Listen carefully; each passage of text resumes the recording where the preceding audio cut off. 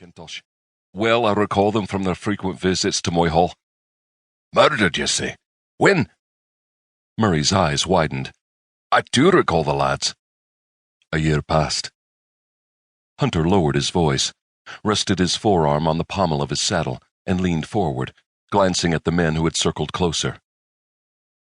Lords Crichton and Livingston, along with William's great-uncle James, conspired to influence the young king and his advisers. The uncles manufactured charges of treason against the new earl and his next in line. William and David were beheaded right here in Edinburgh, while our young king looked on, and with the old earl only recently laid to rest. In exchange, the Annandale and Bothwell holdings went to the crown, and William's great-uncle James took the earldom for himself. 'Twas a year past, you say? How come you by such news? Niven raised an eyebrow. Were you not abroad and in the field at the time? Aye. Hunter nodded. My ken sent word through my foster father's aunt. Her husband holds a marquisate near Flanders. I was privy to the intimate details when we visited their dungeon on our way to Calais. 'Twas before you rejoined us for the journey home, Niven. I kept it close until this day. Hunter cast a commanding look around the circle of knights. We will not tarry here. I trow you will find willing lasses enough along the way to Lochmoy. I propose we take the northerly route and stop in Aberdeenshire. 3 days there to rest, purchase supplies, and send word of our homecoming to Lochmoy will suffice, aye? A chorus of assent followed. He glanced toward the crenellated walls surrounding the keep, where it perched high upon the rock above them, and shuddered. Though he went about it all wrong, the elder King James had it aright. Scotland must become a united kingdom if we are to survive and prosper. 'Tis been but 4 years, and already the king's murder has torn Scotland asunder. Our clans do more harm from within than any enemy could from without. 'Tis the truth, and I for one have nae wish to remain in Edinburgh any longer than need be, Gregory said, crossing himself. When shall you return to port?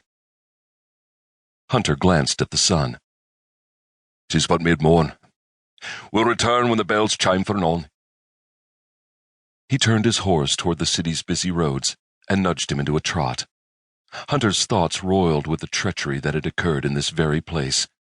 These days, the MacKintosh stuck close to home and stayed out of the politics at court as much as possible.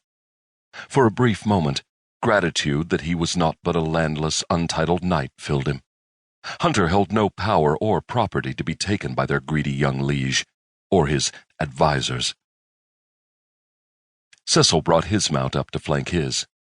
'Twas the elder King James who knighted you, aye? He nodded. Tyrone and Murray as well. 'Twas a personal favour to the Earl of Fife for taking part in King James's ransom from the British. 'Tis hard to credit that nearly a score of years has passed since the year he returned to take his rightful place upon Scotland's throne, eh? He sent his friend a wry smile. Were it not for my foster family, neither Tyrone nor I would have dared hope to aspire to knighthood. I'm not but an orphan, and have ne'er e'en met my kin, and Tyrone is the son of an alewife from our village at Lochmoy. Who might your clan be? My sire was a MacConnell. He disappeared before I was born, and my mother, a MacKintosh, returned to Lochmoy to live with my grandam. Disappeared indeed. His poor father had perished when he'd been caught up in the wake of the time-traveling faerie, who called herself Madame Giselle. A shudder racked him at the thought. Did you never seek out your father's kin? Nay, nor did they trouble themselves to find out what became of me. The bitterness still galled him deeply. Why hadn't his father's clan searched for him when his mother and grandam had passed? Surely his granny had sent word to his kin when his mother passed. For certes he must have had uncles, aunts, and grandparents on his father's side. Cecil barked out a laugh. Mayhap no by lineage, but by skill and valour you've more right to knighthood than most. He slapped Hunter's back. You are undefeated upon the field, and in the tourneys, and I for one am much heartened to ride by your side, sir. My thanks. Heat suffused his face. He shifted in his saddle and studied their surroundings, though Murray was also aware of their clan's time-traveling secrets.